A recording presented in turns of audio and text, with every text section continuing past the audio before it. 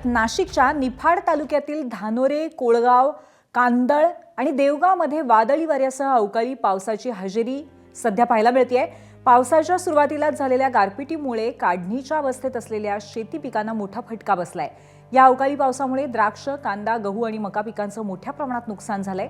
शेतकऱ्यांचं आर्थिक गणित कोलमडलंय। हातातोंडाशी आलेला घास हिरावल्यामुळे बळीराजा आर्थिक संकटात सापडलाय। शेतकऱ्यांमध्ये चिंतेचं वातावरण निर्माण झालंय। शासनाने तातडीने पंचनामे करून नुकसान भरपाई द्यावी अशी मागणी शेतकऱ्यांची आहे।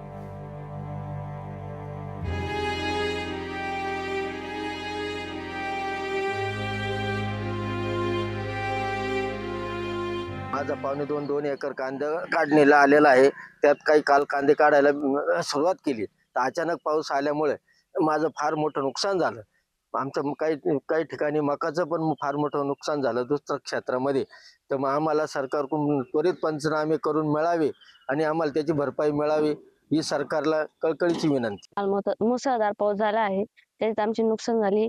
1 एकर मका आमची 2 एकर मका आमची पडली आहे। त्याच्यात आमचे 1 एकर 40,000 रुपये खर्च झाला आहे। 2 एकर मका आहे, त्याच्यात आमच्या पंचनामा करून आमची भरपाई करून द्या।